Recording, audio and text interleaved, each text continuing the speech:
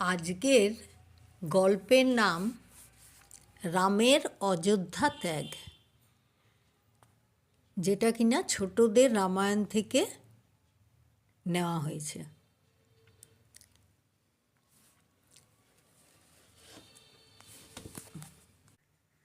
ছোটদের রামায়ণ থেকে তোমাদের গল্প শোনাচ্ছি।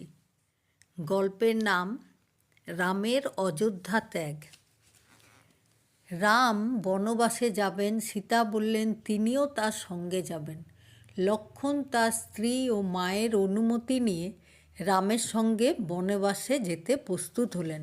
লক্ষ্মণের মা সুমিত্রা বললেন, বাছা, বনবাসে জ্যেষ্ঠ ভাই রামকে পিতার মতো ভক্তি করবে, ভাতৃজায়া সীতাকে মায়ের মতো দেখবে, আর বনকে দেখবে অযোধ্যার মতো। এই বলে তিনি রামকে, সীতাকে আর লক্ষ্মণকে আশীর্বাদ করলেন। কৌশল্যা কাঁদতে কাঁদতে এসে তাদের আশীর্বাদ করে গেলেন। রামের কথায় রাজা দশরথের প্রধান সারথি সুমন্ত 4 ঘোড়ার রথ নিয়ে এলেন। রাম, সীতা, লক্ষ্মণ তাদের গায়ে সব অলংকার ফেলে দিয়ে সাধারণ পোশাক পরে রথে উঠে বসলেন। এদিকে রামের বন গমনের খবর পেয়ে অযোধ্যার অগণিত লোক এসে পথ আগলে দাঁড়ালো।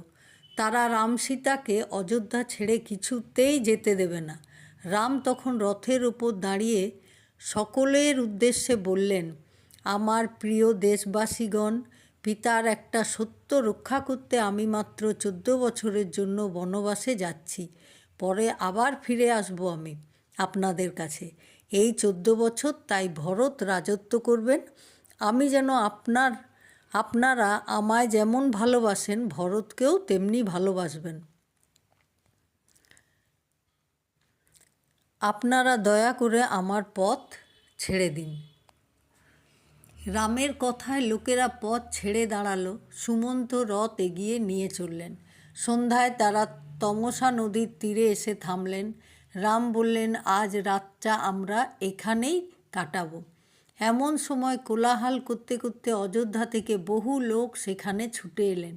এরা দীর্ঘ পথ দৌড়ে এসেছেন রথের চাকার দাগ দেখে দেখে।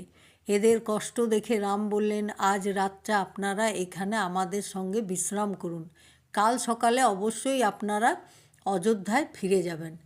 লোকেরা বললে, যেখানে রাম সেখানেই আমাদের অযোধ্যা। আমরা আপনার সঙ্গে বনবাসী হব।